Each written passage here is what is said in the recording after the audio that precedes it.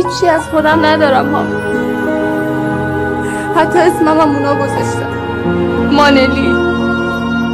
تا فراموش بشم یه کمی وقت میخوام، حالم از بس خوبه یه غم سخت میخوام، یه غم سخت میخوام.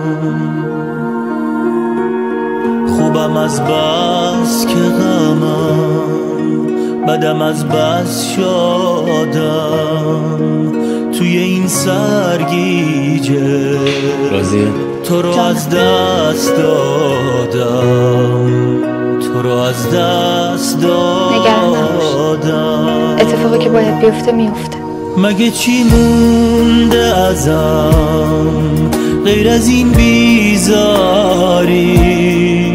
غیر خاموش شدن توی جا سیگاری؟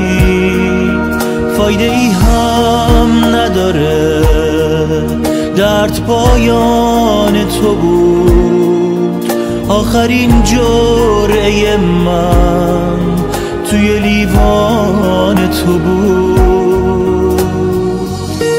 بهم شک نکن حالت، الان زندگی من فقط تویی.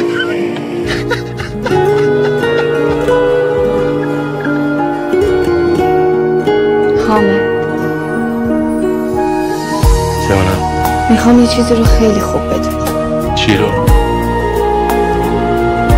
دختری که الان جلوت نشسته تو رو بیشتر از همه چیزایی که تا حالا تو زندگیش داشته دوست داره.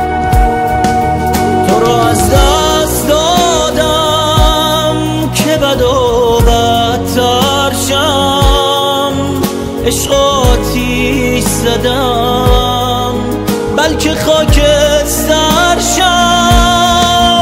شاید از سوختنم منو باور کردی، واسه من هم یک بار چشاتو تر کردی. میخوام صبح حسی باشم وقتی بهش میگم دوستش دارم باورم کنه. مگه چی مونده ازم غیر از این بیزاری، غیر خاموش شدن کی منو دیدین و توی جا سیگاری؟ فایده ای هم نداره، این دختر الان چی کار کنه که تو باور کنی همه عشق و علاقش واقعی؟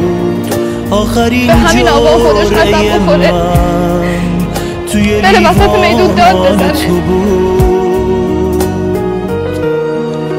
میخوام منو ببری یه جایی. کجا؟